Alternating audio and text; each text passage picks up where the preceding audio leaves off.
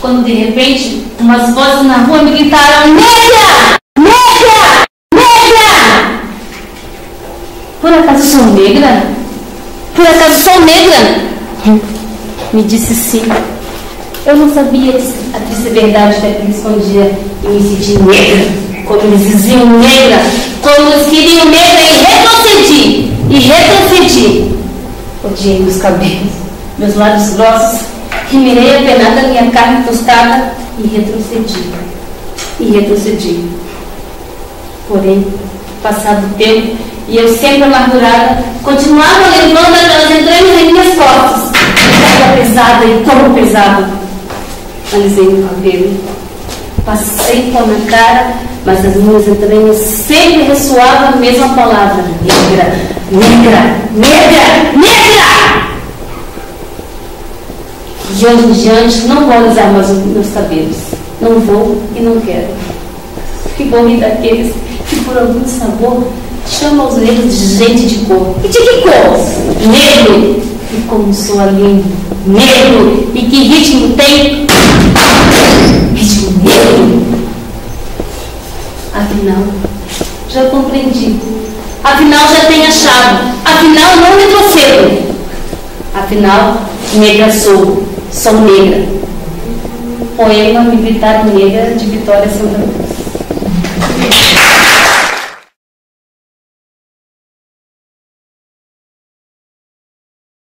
Porque a proposta da nossa oficina de educação patrimonial, que vocês são a última turma, né, é para além dessa atividade. Essa atividade é importante, ela é uma etapa que é visual do nosso trabalho, da nossa relação com vocês, mas ela não pode se limitar a isso. Discutir a relação do patrimônio cultural, e a razão de que São Francisco é tombado com o patrimônio cultural brasileiro, ou pelo menos parte desse patrimônio ele está tombado, e a proposta nossa era construir mecanismos que nós pudéssemos ligar a atividade cultural à prática de ensino e ampliar o que a gente vai chamar de território educativo. A educação patrimonial, quando surge, ela surge muito no campo ambiental, quando surge, ela surge muito no campo da biologia, por isso que quando a gente fala de educação ambiental, vocês imaginam imediatamente a floresta dos bichinhos, né?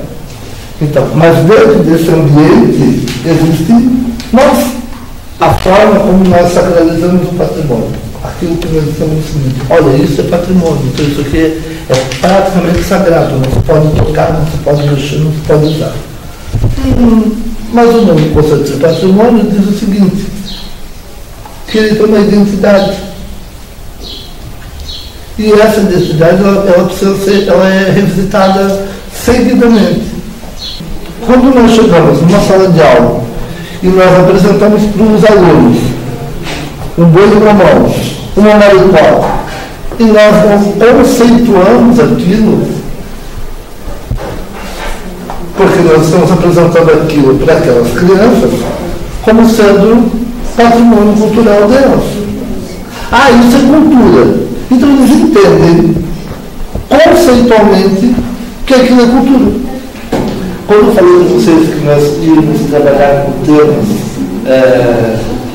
com palavras, conceitos, que são essas palavras, eu chamo de palavras gordas, palavras pesadas, vocês sabem, essas palavras conceito, que são essas palavras, algumas delas, tá? Eu coloquei ali, que é tradição, território, territorialidade, povo, comunidade, patrimônio e cultura. Nós somos operadores da máquina da fábrica, mas por vezes nós estamos reproduzindo coisas que conceitualmente nós não compreendemos. Só para vocês perceberem que tem elementos que estão simbolicamente jogados dentro de uma colcha de retalho, dentro daquele território rural, e que exerce uma força imensa dentro das nossas escolas. Essas palavras todas que nós estamos utilizando aqui são palavras que vão acompanhar toda a trajetória, tanto da nossa atuação como instituição e como política pública, quanto da educação, que são palavras que estão no cotidiano de vocês, porque nós não conseguimos nos afetar com aquilo. Então, para que serve isso que eu estou dizendo para vocês, em relação à questão do patrimônio? É se deixar afetar pelas coisas. Quando eu falei palavrão agora há pouco, isso afetou vocês. Não afetou? Por quê? Porque eu vinha numa linha. Quando eu jantar, dando um grito, aquilo ali tirou vocês do controle. A arte é o fulano no meio da nossa linha do tempo. Por isso as pessoas vinculam a cultura somente à linguagem da arte. E não é. A cultura ela tem essa possibilidade. Só que tu não precisa ir aos extremos. Tu não precisa nem comer a carne comida da tua mãe, nem tampouco ver uma violência. A escola devia proporcionar aos alunos uma vivência de experiências culturais, experimentação cultural. Por isso, vou voltar para a história do boi de mamão. O boi de mamão pode ser uma experimentação.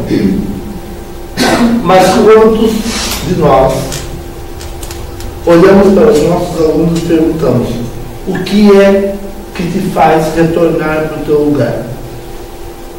O que é que te lembra a tua casa?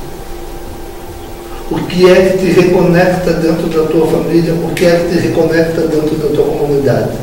A cultura possibilita a construção de um nós, diz respeito à consciência cultural, à estética, à corporeidade, à musicalidade, à religiosidade, à vivência comunitária, marcados por processos de apropriação e recriação cultural num lugar geográfico ou simbólico. Durante muito tempo, ser chamado de negro foi muito agressivo. É ofensa.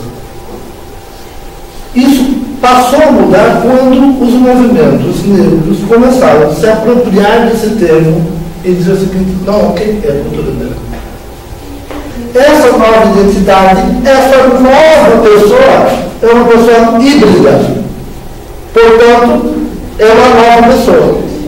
Ela não é nem negra, nem branca, nem amarela, nem roxo, nem nada. Ela é uma nova pessoa, formada e influenciada por todas essas manifestações de preconceito, de agressão, de violência, de carinho, de afeto, de sentimentos mais variados.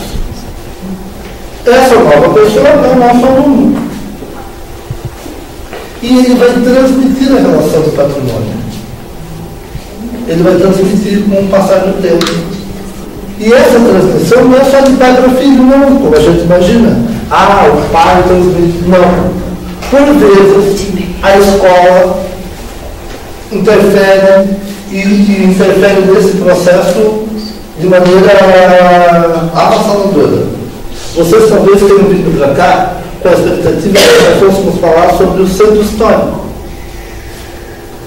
sobre esse patrimônio que talvez vocês tenham imaginado que é o patrimônio cultural, porque nós imediatamente criamos um elemento alegórico para materializar esse patrimônio. A discussão nossa não é no objeto. O patrimônio não é mais um objeto, mas o patrimônio é a relação que eu estabeleço com aquele objeto, com aquela coisa, com aquele sentimento. Isso é patrimônio.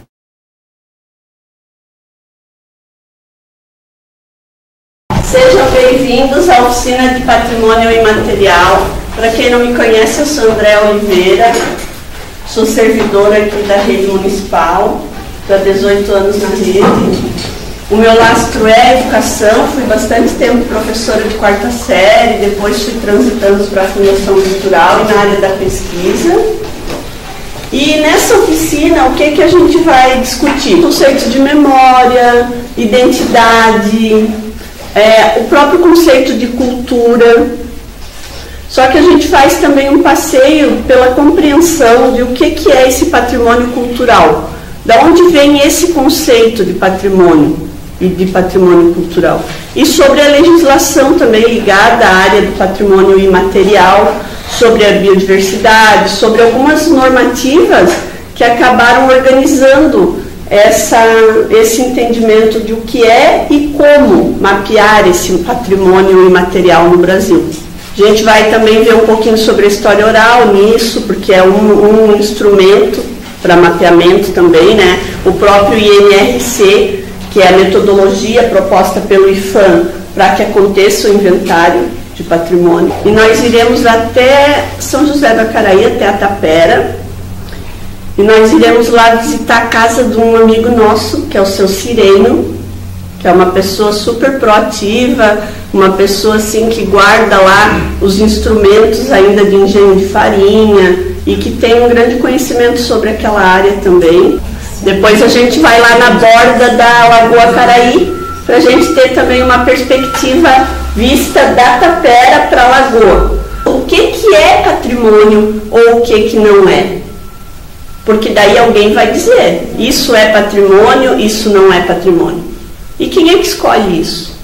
Quem é que determina o que é patrimônio e o que não é? Se eu me aproprio desse patrimônio, se eu me sirvo desse patrimônio, né? Se eu experimento isso, mais aumenta a minha responsabilidade, então, com o que eu sou. E no nosso caso, como educadores, tem todo um sentido, né? Para que nós servimos aqui, ou ao que a gente serve, né? O que a gente faz. Então, todas as formas, a forma de fazer sexo, a forma de amar, a forma de cozinhar, a forma de se vestir, tudo isso dentro desse campo é cultura, é cultural. A pessoa tem dentro da sua casa o seu primeiro nicho cultural, seu primeiro esquema, né, de percepção cultural, onde ele é afetado pela primeira vez com alguma influência cultural. Mas o que a gente tem que perceber aqui é que esse sentido do imaterial nisso está quanto aspectos que remetem à identidade, aos símbolos, ao que esse povo tem de característica, né? Mas dentro do imaterial a gente pode ver na produção, por exemplo, a forma de fazer uma rede, a forma de fazer a canoa, a forma de fazer o remo, o samburá. Isso é um patrimônio imaterial, né? De conhecimento prático da forma de fazer. Esse aqui é o seu Sirênio Madeira, que é dono aqui dessa terrinha aqui, né? Desse pedaço de sítio, né? E que tem o engenho dele aqui atrás, tem a criação dele, as galinhas, os patos, tem até, ó, tem pato selvagem aqui que ele cria ali também. E ele é uma pessoa muito procurada aqui na região. Ô, seu Sirene, uma vez eu vim aqui, eu lembro que o senhor tinha feito, eu com a Soraya temos, que ele tinha feito uma cabaninha lá atrás.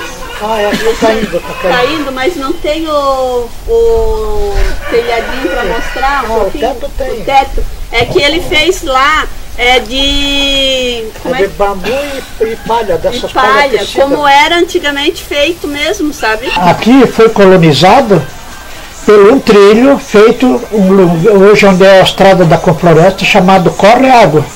Era tudo de estiva para poder ir pisando por cima, porque era só vargem, né, brejo.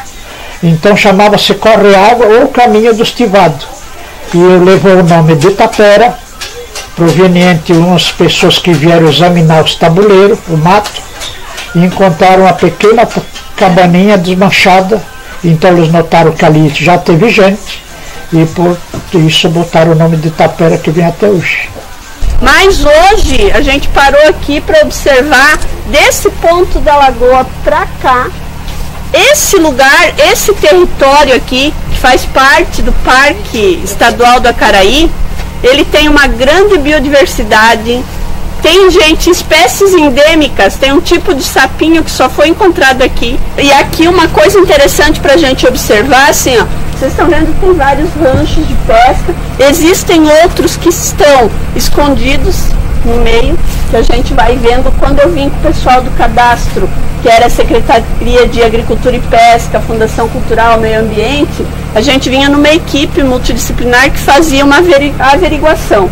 eu fazia parte do patrimônio, investigando se esses pescadores eram artesanais ou não, qual era a relação. Mas eu acho que isso de tê-los aqui para vocês visualizarem esse lugar e compreenderem a partir da geografia da ilha o que é, né, é da gente pensar, né, o que que São Chico realmente é. Que tipo de patrimônio realmente São Chico tem?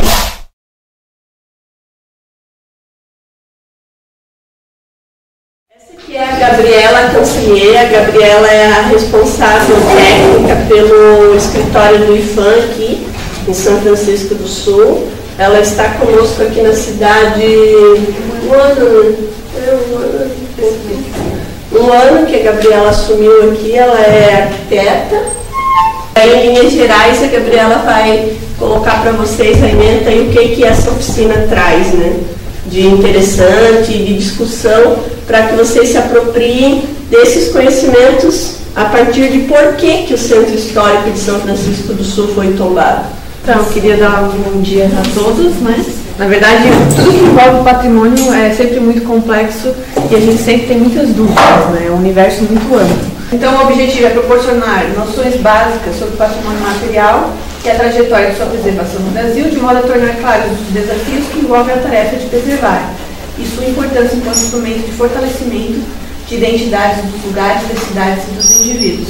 Isso abrange a realidade de São Francisco e a compreensão das dinâmicas que envolvem a atuação no dia a dia de acordo com as necessidades atuais. Preservação, então, é o ato de manter os testemunhos das manifestações culturais e ambientais que possibilitam a uma sociedade reconhecer a sua identidade, valorizando-a, estabelecendo referências para a construção do seu futuro. E o que é patrimônio? Né? De acordo com o Decreto-Lei de 1937, constitui o patrimônio histórico e artístico nacional o conjunto dos bens móveis e imóveis existentes no país e cuja conservação seja de interesse público, quer por sua vinculação a fatos memoráveis da história do Brasil, quer por seu excepcional valor arqueológico ou etnográfico, bibliográfico ou artístico. E aí a gente tem também a Constituição Federal de 88, que diz o seguinte: constituem patrimônio cultural brasileiro os bens de natureza material e imaterial, tomados individualmente ou em conjunto, portadores de referência à identidade, à ação, à memória dos diferentes grupos formadores da sociedade brasileira, nos quais se incluem as formas de expressão, os modos de criar, fazer e viver, as criações científicas, artísticas e tecnológicas, as obras, objetos, documentos, edificações e demais espaços destinados a manifestações artístico-culturais, os conjuntos urbanos e sítios de valor histórico, paisagístico, artístico, arqueológico, paleontológico, ecológico e científico. Tá, mas por que preservar, né? Então, para deixar o testemunho das lutas e conquistas dos nossos antepassados, como forma de reflexão do passado e construção do futuro, reforçar as identidades locais, as características que tornam os lugares únicos devido às suas peculiaridades e criar sentimento de pertencimento da população, estimulando a apropriação em relação aos seus aspectos culturais, o que garantiria a sua permanência. O tombamento, então, ele é um ato administrativo realizado pelo poder público com o objetivo de preservar, por intermédio da aplicação de legislação específica, bens de valor histórico, cultural, arquitetônico, ambiental e também de valor afetivo para a população, impedindo que venham a ser destruídos ou descaracterizados. O patrimônio material ele é constituído, né, de bens imóveis, o acervo arquitetônico, urbanístico, natural protegido e outros bens de natureza irremovível. Os bens móveis, os que podem ser transferidos de um a outro local sem problemas maiores, como por exemplo as obras de arte, de literatura, os mobiliários, utensílios e documentos, e os bens integrados, que são bens que por sua natureza não se enquadram na categoria de bem móvel nem na de bem imóvel, participando todavia de ambas. Reúnem todos aqueles que de tal modo se acham vinculados à superfície construída, interna ou externa, e que dela não podem ser destacados, como retábulos e altares de igrejas, pinturas murais, os tetos e forros pintados, painéis azulejados, guarda-corpos e outros ornatos. O centro histórico é um tombamento de conjunto. Não são, as edificações não são tombadas individualmente. Então, as intervenções são mais flexíveis. Né? Se fosse um bem tombado isoladamente, com certeza quer dizer que toda aquela característica é importante, então deveria ser preservada. Só que esses mecanismos de controle são muito difíceis. Quando a gente acha, assim, tipo, trata de centro histórico, a gente acha que de repente teria que reproduzir aquilo que já está consolidado. Na verdade, não é essa a intenção, né? Até a gente considera que a reprodução de algo seria um falso histórico, né? Então a gente não pode confundir as pessoas que aquela edificação é da época tal, sendo que ela não é. Ao longo do tempo a gente vai surgindo novas necessidades. Então ela não é para ser uma área museu, né? Congelado, e que as pessoas precisam viver, precisam se adequar, né? E aí a gente procura fazer isso na medida do possível, respeitando a história, respeitando tudo aquilo que levou, digamos, ao tombamento, né? Que foram os principais aspectos analisados. E essa foi uma das imagens mais emblemáticas quando foi feito o estudo do tombamento. Foi essa questão de observar, olhando para cá, visto do mar a torre da igreja, visto os dois morros aqui, ó, o morro da caixa d'água, aqui no caso, e o morro do hospício.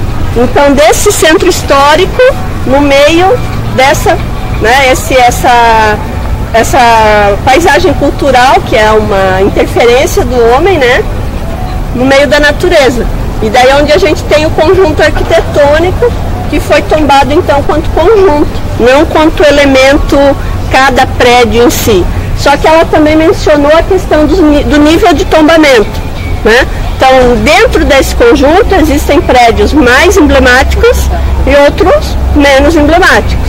Nós estamos aqui nos armazéns da antiga empresa de navegação Cauepic, que eles pertenciam ao armador paranaense, o Manfredo Cominesi, que queria fazer aqui um centro comercial, né? Ele queria fazer uma série de lojas aqui para atender a demanda turística da cidade e tal. Daí, naquele período ali da década de 90, quando são feitos estudos para o tombamento do centro histórico e já a compra desses armazéns, já nasce também a ideia do Centro Nacional de Referência do Patrimônio Naval. E já nasce a necessidade de salvaguardar alguns tipos de embarcações que estavam sendo extintas. E daí, nesse momento, foram estabelecidas em algumas salas temáticas, falando de algum tipo de embarcação específica de algum lugar. Então a gente tem a sala do Maranhão, tem a sala dos Saveiros da Bahia, tem as canoas de tolda. Essa sala aqui, ó, que é a sala dos botes, aí a gente tem botes do Rio Grande do Sul. Então reparem a largura desses botes, o tamanho, né? Para essa área é muito maior até do que a biondina lá, do que a canoa chacreira, né? Que é essa área de ondas e de vento e tal. Mas a gente tem também do Ceará, que é esses botes com vela, tá? E aqui, ó, nesse local, reparem que a subida do telhado foi feita toda uma manobra para poder encaixar essas embarcações. Formada em artes visuais, sou pós-graduada em arte e educação e sou pós-graduada em arqueologia, né? E eu sou funcionária efetiva da rede, sou professora de artes, né? Sou funcionária efetiva na disciplina de artes e trabalho aqui no Museu Histórico. Por que eu falei para vocês sobre a minha formação? Porque a arqueologia te permite essa possibilidade de você buscar a formação de arqueólogo a partir de uma pós-graduação. Então foi a partir da minha pós-graduação que eu busquei a minha profissão na área da arqueologia. E essa minha pós-graduação em arqueologia me dá a possibilidade de trabalhar, de atuar como arqueóloga. Porém, além dessa especialização em arqueologia, eu preciso ter comprovado 2 anos de trabalho na área de arqueologia para que eu possa entrar com um pedido de cadastro no IPHAN e o IPHAN então me liberar um número para que eu possa apresentar projetos e a partir dali os projetos saírem no meu nome como arqueólogo. E aí então buscar um mestrado e um doutorado na área para que eu possa me aperfeiçoar. Essa experiência de você poder ir visitar um sítio, de você poder ir visitar uma escavação, né, no momento em que está acontecendo essa pesquisa, ela vai ser um ganho muito grande. E aí a experiência que vocês vão ter vai ser diferente. Vocês vão conseguir entender tudo que eu vou falar para vocês agora de manhã de uma maneira mais clara, indo visitar uma pesquisa que está acontecendo. Que é diferente de eu ir lá e mostrar para vocês o local, sem as pessoas estarem lá trabalhando. E hoje, então, a gente tem essa possibilidade de conseguir percorrer por vários caminhos. Mas para isso a gente precisou ir atrás e buscar algumas formações para poder juntar nesse quadro da Fundação Cultural. Hoje, a Fundação atua no campo das pesquisas arqueológicas. Antes, as pessoas chegavam em São Chico, faziam uma pesquisa e iam embora. E não deixavam nada de resultado para a cidade. De todos os sítios que a gente tem, que são aproximadamente 370, 400 sítios arqueológicos que a gente tem entre histórico e pré-histórico, a gente tem uma coleção que pertence ao município. Uma só. As outras pertencem aos outros lugares. E a arqueologia, ela vai englobar tudo isso. Por isso que ela é um dos últimos módulos também. Porque aí eu tenho a paisagem cultural, eu tenho o contexto imaterial nessa paisagem, eu tenho o patrimônio material que se edifica nessa paisagem, e tudo isso desaparece. E é a arqueologia que consegue retomar tudo isso. É através da pesquisa arqueológica que eu consigo retomar tudo isso, né? Então, eu separei um conteúdo para eu poder explicar para vocês mais ou menos o que é essa arqueologia. Porque tem alguns que entendem alguma coisa e tem alguns que não entendem nada. É uma ciência que estuda as sociedades do passado mediante a observação do que se chama cultura material. Material porque ele é um trabalho com material. Eu encontro vestígio material no sítio arqueológico. Porém, existe uma discussão bem recente que não trata mais a arqueologia somente como aquele patrimônio material, aquilo que eu recolho do sítio e faço as pesquisas daquele material apenas, mas amplo, pensando no imaterial daquela população que viveu naquele lugar. Por quê? Eu preciso entender também de que forma que eles construíram aquele objeto, de que forma que aquele objeto era utilizado e para que ele era utilizado. E aí se entende que essas respostas eu vou procurar dentro da imaterialidade, né? Então eu começo a discutir arqueologia num contexto material e num contexto imaterial. Como que eu consigo fazer essas leituras? Então por isso que vai muito além de uma base somente material. Eu preciso também entender o contexto imaterial de tudo isso.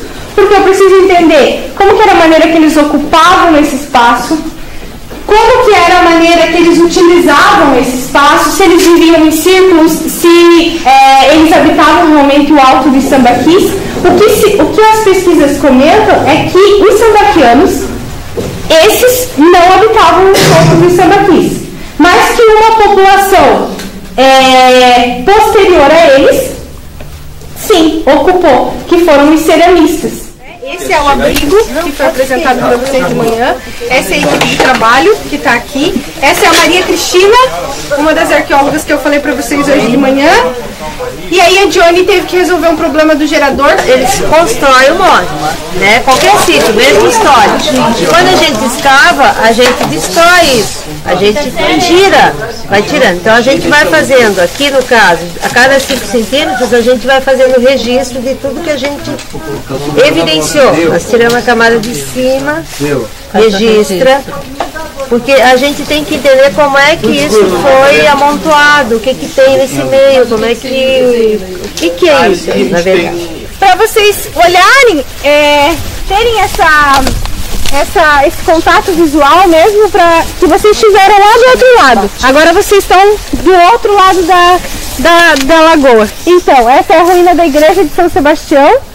Tem algumas informações dela aqui nessa placa, é possível encontrar algumas informações. Então, esse é um local de totalmente interesse de pesquisa arqueológica. Então, se alguém estiver interessado em trabalhar com arqueologia, é um local que dá para apresentar trabalho, porque é um local que dentro da arqueologia muita coisa histórica foi resgatada desse local, né? Dessa comunidade. Muito relato histórico. Porém, pesquisa arqueológica não se tem. E se a gente for fazer uma comparação, eu tenho ruína lá no Morro do Hospício, eu tenho ruína aqui também, né? Foram daqui que saíram as pessoas e foram para a Enseada, né? Os pescadores que foram para lá, eles saíram daqui e foram para a Enseada e alguns para Tapera. Então é um local de bastante interesse de pesquisa.